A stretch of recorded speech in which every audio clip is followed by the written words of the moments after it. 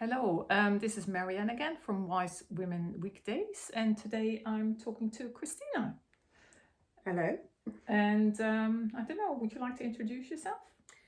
So I'm Christina. I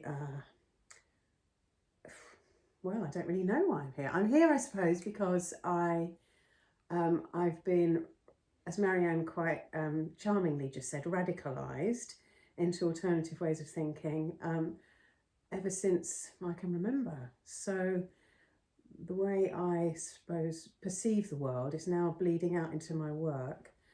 I'm a trained landscape architect, but I'm looking at different ways in which I can integrate things like space clearing, geomancy, sacred geometry into garden design and how to bring nature into people's hearts.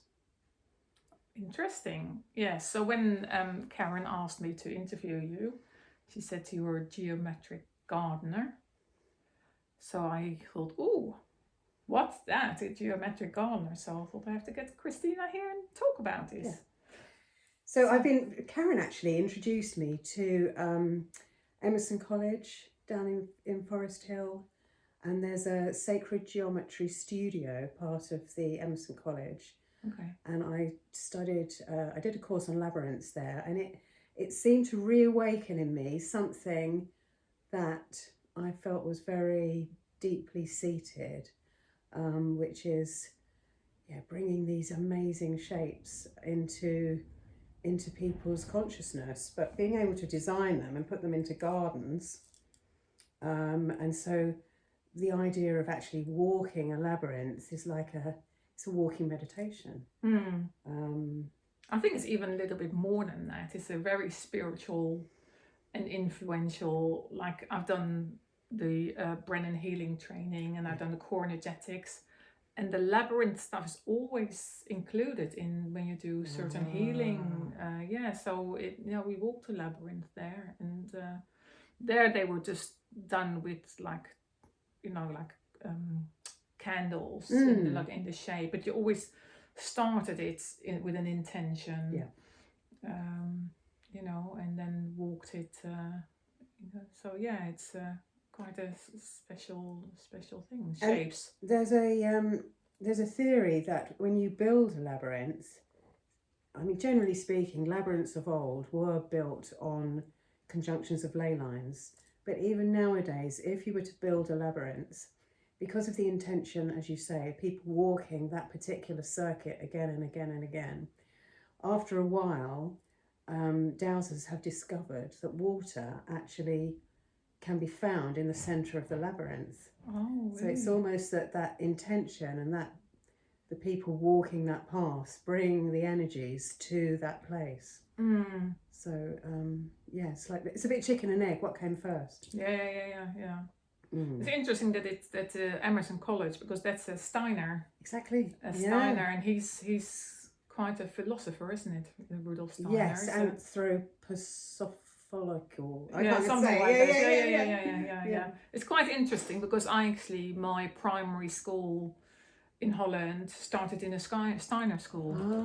Yes, I did, and it's in the end, my mum, because my brother went to a normal school and I went to a Steiner school, and in the end she felt I wasn't really learning to read and write. And my brother was. So after 1 year, they took me out and put me in a normal school. But even from me, in my memory, I just remember the Steiner school far more than the other school. Yeah. Because we did such special things in those schools. We were very much into creativity, and it's very much about art in those early days. And the children, when they move through the school, they always stay with the same teacher if they can. Yeah, and they just build up a relationship with the teachers and move through the school. And there's always gardening included. And what a lovely way to bring up children. I think we've come so far away from that in our current education system. It's quite scary, isn't it? Yeah. You think how different your life would have been if I'd stayed. Yeah. But I do think it's given me a balance that I probably you know, maybe that's also why I've gone into the professions I've gone into now, rather than gone into sitting in an office, being more creative and being in care and doing healing and, therapies and, possible. Yeah. Because those formative years really make you. Oh, absolutely. Yeah. So how if you compare your old profession with now, how has it changed? Well, I mean, on a really basic and simple level, things like, so I've got a social housing project and I'm doing some landscaping for the amenity area in between these two big, rather large blocks of flats in South London. And normally it would have been a nasty patch of grass with some shrubs and trees. But now I've managed to get a labyrinth in there. So that's going to be our first labyrinth. And I think whilst it's lovely and charming to create these in wooded places for people who are switched on like us, in private estates, that kind of thing, I think it's probably more important to be doing it in a social housing scheme in South London, because generally speaking, I would have thought that they have less exposure to things like labyrinths. I mean, I could be completely wrong and it could be pigeonholing people dreadfully, but it's just bringing it out of our sort of environment, and the people who are perhaps more awakened to things like sacred geometry, bring it into more of an urban situation. So yeah, whilst I thought I was desperate to step away from urban design and the kind of nitty-gritty side of designing, I think actually there is a place for me to be able to bring my perception into their world. So that's my first project anyway, so let's wait and see. But as far as other things go, biogeometry, again, I've been studying that, and that's a way of sort of looking at the harmonics of design. So if you think every person, every living thing follows a blueprint. There is like God's design within us. If you look at like a shell or a leaf or a snowflake, they always follow this beautiful golden ratio and the Fibonacci series. And so when we create, the built environment, most of that doesn't really follow those principles at all. No. But there are ways in which we can enhance things and do small modifications to create slightly different harmonics to the environment, and so raise the vibration. So it's just little tweaks here and there can make great effect. Yeah, I guess, if you do you know the Dr. Masoto, the messages of water, the hidden messages of water, where he plays certain music to water and then it takes a shape. But I guess it also goes the other way around. If you have a certain shape, that it sends off a certain vibration, which then influences people that are exposed to the shapes. Absolutely, yes. So if you can affect someone's environment, you can affect somebody physically, somebody emotionally. So by doing something without, you're creating a difference within. So it's like Veda Austin as well, if you've seen her work on water. No. So she's taken Masoto's work onto the next level, and she's discovered that by putting water under your pillow, or under your pillow, that'd be silly, under your bed in a petri dish. She puts it under her bed in a petri dish, and then freezes it. She has a special way of freezing it, she freezes it really fast, and it captures an image basically. But it started to freeze her dreams, freeze pertinent images from her dreams. So she might go to bed and she'd freeze the water the next day, then go and have a look at it. And by looking at the image that's recorded, it would trigger the dream memory. Oh, really? So it's incredible, the relationship that we could be having with water. I think water is almost, it has this recording or it's the potential of recording everything and anything in the universe. So it's like, could we access our Akashic records through water, through our past lives or parallel lives, or, you know, the potential is incredible. Yeah. So is there anything like that you do in your work? I can't. No, sorry, I can't. No, I just went off on one. Do you put like more water features in the gardens, well, yes, or is that not? Absolutely, no. Water is really important, and even just the sound of water. So you can't.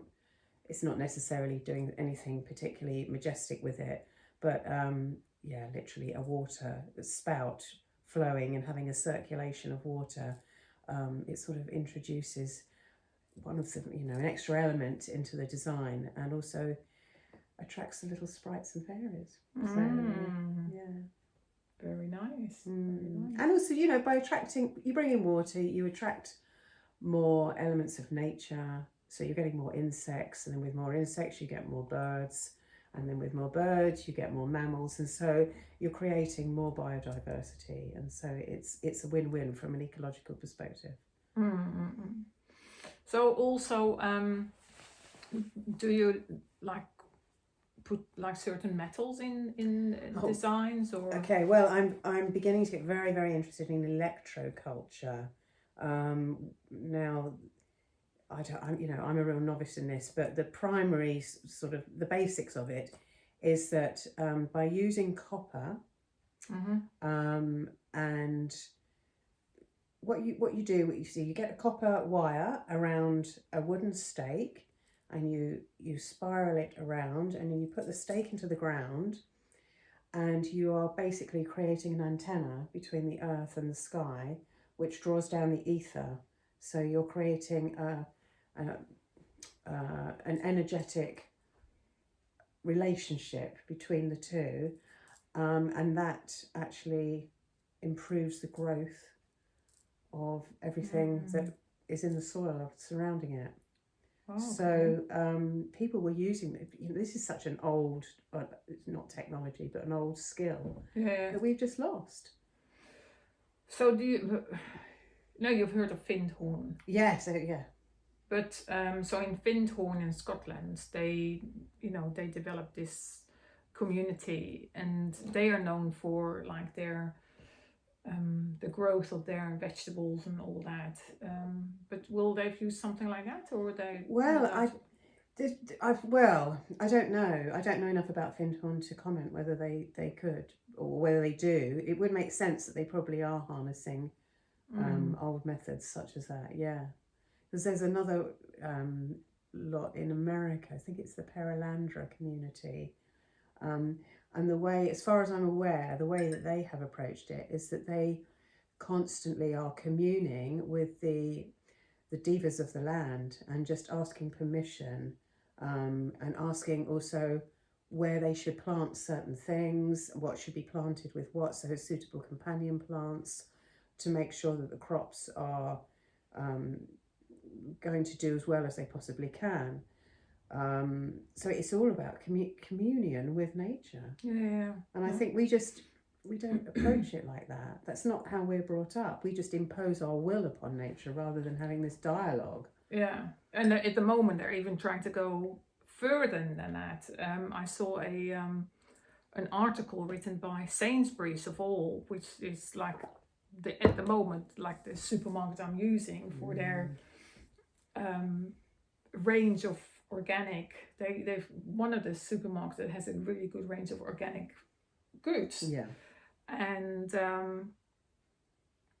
but I read an article how they see, because they say they have always been advanced in their food supply, and there's also a drawing where they believe in like 2030, 2040, 2050, 2060, and it's literally the farmers are just gone out of the equation, and it just comes out of like buildings and all that. And like in Holland, I'm from Holland, and in Holland is so well known for their farming and their horizontal farming, and they're now talking about putting, particularly like vegetables and all that, putting into hydroponic vertical farming. But then it's just like there's no soil involved anymore. So it just goes into water, and what's in the water, and what's the quality of the water, and all that. So there's a lot of change, and that's totally the opposite of what the ancient wisdom of growing foods. And so what's your feeling about that, this change with the land and in a way it makes me sad, because I think it's kind of inevitable, but it doesn't have to be inevitable everywhere. I mean, that potentially that is an answer to food supply in intense urban environments, but we don't need to adopt that everywhere. If you think how people are herded into cities anyway, there is enough land, there are enough resources to go around. It's just the way that they would have us believe that it's not stacked like that. But that's just that their management of culture and of the human race makes us feel that we have to take this whole new approach to food supply. I mean, ultimately we should all have a little patch of land and all be growing our own vegetables. But the way that we have to work, and we're slaves to the 9 to 5, we don't afford enough time and resources to be able to supply our own food. So it's a horrible situation, and I think ultimately things will go back to a simpler way of life. I think there'll be a division. Basically, there will be this urban environment where you are living a kind of sci-fi world, and your vegetables are grown hydroponically in these amazing greenhouses, but probably very, very low in any kind of nutrients. I can't imagine really what benefit they're going to be for you. And then there'll be us lot living out in the fields, having a much simpler existence, and we won't have to work 9 to 5, and we'll be working our land, and we'll be feeling a lot healthier by having our hands in the soil and be happy to talk to the fairies. Yeah.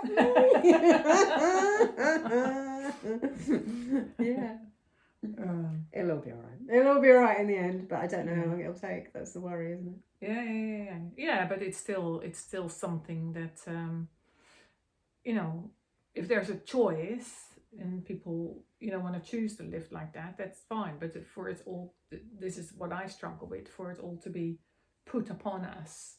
Yeah. And then we just all have to follow the way certain people believe they have to. At the moment, I don't feel that people recognise they have a choice. That's the problem. I mean, myself included, I've got a mortgage, and I play the game because I've got this mortgage to pay. And I think if I didn't have the mortgage, I'd be a lot freer to make certain financial choices. So we're all slaves to a system to some degree whilst we're living in this society. I'd love to opt out and just live in the woods in Wales. That'd be great, with some goats and but maybe that's a little bit of a romantic dream, because I'm pretty sure that's I think it's hard work. Has its it's the hard work and has its downfalls anyway. So in your training, have you finished your training, or you're still in? I'm not doing it. I'm not doing anything particularly at the moment, other than sort of personal research. I would like to do the next stage in the biogeometry training, but I'm not at that place yet. So where do you think that could take you in your in your professional? I suppose where I think it's taking me is doing more sacred geometry implementation in the land, creating more land art, doing big sort of projects like that. But I'm not at that place at the moment, which is just a financial issue. Trying to find projects that absolutely. I think things will come up, and it's like, for example, like festivals. I think there's an opportunity to do pop-up labyrinths at festivals, that kind of thing. Oh, okay. I haven't really explored that idea very much yet. So well, that's like what I said in like the courses I've done. They've done it in like candles, you know, tea lights in the shape of labyrinths, and then, you know, beforehand, you know, talking to people, explaining about the intention, labyrinths, and then walking the labyrinth. Yeah, something like that could be a pop-up. Yeah, absolutely. That's a nice idea, actually, to do it at night time with candles rather than I was thinking stones, to like laying out stones like pebbles and doing it in the day, but could do both. Yes, yeah. So the ones I did at the course, they had just like small jars with a tea light in it. You know, you walked in between the lights. Yeah. Oh, who knows? You know, go with absolutely. The flow. And there's also the idea of, I love the idea of bringing in a little shrine into the home with, again, sacred geometry and perhaps some crystals and some bonsais. So making a little place. So even if you don't have your own garden, you've still got that opportunity to gaze at something beautiful and enter that space of nature, and that in itself is a meditation, isn't it? So I'm kind of playing around with lots of ideas at the moment. So like the project you were working on, are you still working on that? Or is it finished? So what was when you say you wanted to include a labyrinth, what was the response you got, or did you just have free? I didn't have free reign at all. The response has been good so far. It's not yet been built, so it's currently in planning. Okay. So we'll have to wait and see if it gets passed. I don't see why it wouldn't get passed. So Okay, and is that just for people to walk into, or is it mainly for people to look at? It's a large one. It's probably about 7 meters by 7 meters. So it will be for people to walk into, but there's also seating around the edges. It's encircled by trees. So it'll be like a little enclosed glen for people to enter into. Hopefully it'll be a quiet, safe space. You know, Ashburnham, just outside Battle. Yes. They have one, don't they? Yeah, they have a labyrinth. Yeah. That's probably where I was. I saw one for the first time. You know, outside the courses I've done. That I saw. I haven't been there for years. I need to go back there. Yeah. And we're hopefully building another one. There's a private project down in Devon I'm working on, and we're hoping to create one down there as well. Nice. Oh, good. So it's hopefully with change of consciousness, where people kind of going back to like these really old traditions when they were doing sacred rituals and. Absolutely. I think people are becoming more and more aware, and they recognise the need to create spaces for contemplation. Rather than I look back on sort of what garden design was sort of 20 plus years ago, and it was just very, very glitzy and lots of clipped topiary and keeping everything very pristine and just so. And now if you think the leaps and bounds we've come, and the wildflower meadows are everywhere, and everything's looking very sort of organic and naturalistic. So it just seems the next stage on is to bring a more of a spiritual aspect into that, rather than it just being a purely aesthetic or ecological drive that's taking that forward. There's something a bit more heart-based that's behind it. Yeah, it seems like that's been really missing, isn't it? Especially the last like 3 years, 4 years now. Yeah. Do you feel things are getting better? I think they are. I think so. Yeah, I do actually feel. I actually feel quite positive about things. I think I personally think a lot of people feel that the isolation they've lived in, that it was not good for them. So I think people generally been looking more for people contact. Yeah. And putting value on having connections and doing things together, and I still see some people that are still in that space of fear, but that's getting less and less and less. That's how I see it. I think as it recedes in our memories, what's there to be scared about anymore? Hopefully the sort of agenda for the vaccination it seems to have slipped by the wayside almost. I think we have to be careful to mention that word for the. I forgot.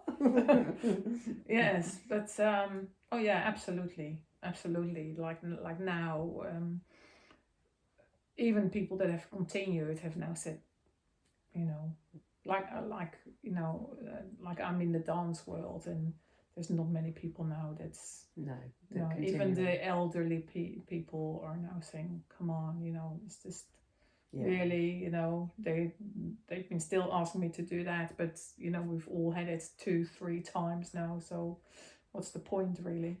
Yeah, well, that's good. Without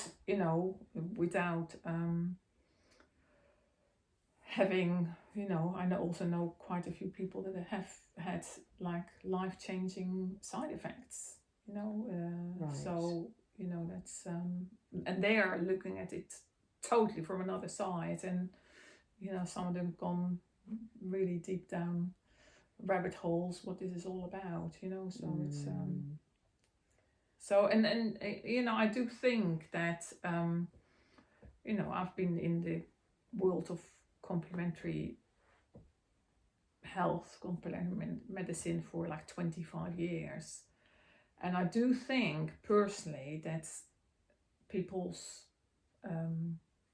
heart or their soul always wants to go towards unity and towards love, and I think that's become a lot more aware for people, and even things like the sacred geometry, people are sort of suddenly drawn, like you've done it, and our other friends, Maury, she's done it, and it's just, it's almost like the soul is calling for progress. Absolutely. I think we are, all of us, exploring different ways to express ourselves or to find a way back home, to find our soul path. Absolutely. Yeah. And it's a kind of remembering. That's what I felt like when I did the course. I thought, I've been here before, this is so familiar to me. And there was a point where I just burst into tears. I felt so like I've come home. This just feels so right. Yeah, and then it's really great that you can incorporate that in your profession, isn't it? Well, yes, yeah. That's ultimately where I want to be going, just to try and bring this into a more common. So it's more commonplace rather. Yeah. So do you also, like, I only know the like labyrinths from like large, like walking a labyrinth, but do people also have like labyrinths just for show, that it just creates an energetic? I don't see why not. Yeah, I mean, I also do things like space clearing, and which we do with dowsing and geomancy. And when we do that, there are certain techniques where you put sacred symbols in particular places where you find a dissonant energy, and they dissipate. They dissipate the energy, or they mitigate the negativity. So by kind of, so if you were to find some geopathic stress, or a place where different grid lines crossed, where it was creating some dissonance in the house, you could put, for example, a labyrinth, or a British cross, or an Om symbol, or you know, there's loads of different sacred symbols that you could place on the wall, and by doing so, it kind of, it's a block to any of that negative energy coming into the house. Oh, okay. So you can use the symbols. It's not just sort of gazing upon them and using them in a kind of meditation. You can actually use the power of that symbol to stop. Look, I was given this for my birthday.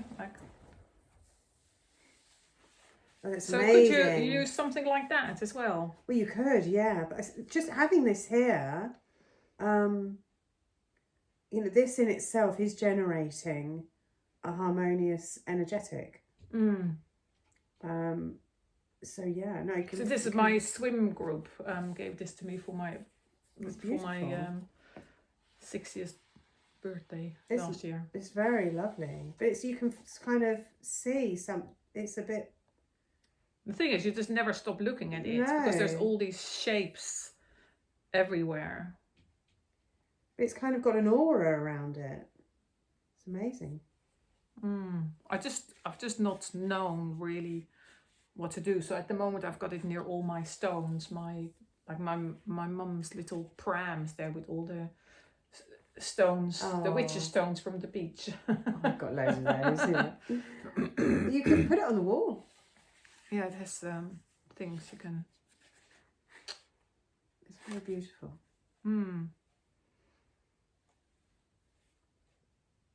Yeah, it's got almost like hearts, and then it's got like all that infinity circles, isn't it? There's so many different shapes in there. And I did another course on drawing mandalas, and this is a mandala, isn't it? So you just go into a trance drawing a mandala. Yeah. Are we done? Nice. Are we done? Yeah. You don't even know to talk about it. Anyway, it's still, nice for people to. It's probably a subject a lot of people haven't really even thought about. And, no. And I think it is what you say. It is part of something really deep. It is, us. Yeah. And also, I think everybody loves their garden, or the potential that they could have a lovely garden. And so bringing this into it, I think it's a sort of a natural progression. So it's just giving people the opportunity to dream it, to make it real, and then to create that wonderful, peaceful space where they can sit and get in touch with themselves. Really. Yeah. Connect to their spirits and their, a lot of people have a longing that they don't even realize they have until, like you say, they touch upon it and they hear it, or they could hear you speak and suddenly think, oh my God, this I recognize in that. So if somebody wants to do something with that, or change their garden and do something, can they contact you? Do you work with people? Absolutely. With the public? I work with public. Yeah, I work individually with people, or with community projects. I'm happy to do anything and everything. Yes. Okay, so we can put your details Yes, in the notes. Yeah. Okay, lovely. Well, thank you very much. Thank you For a lovely, very interesting chat. Okay, thank you.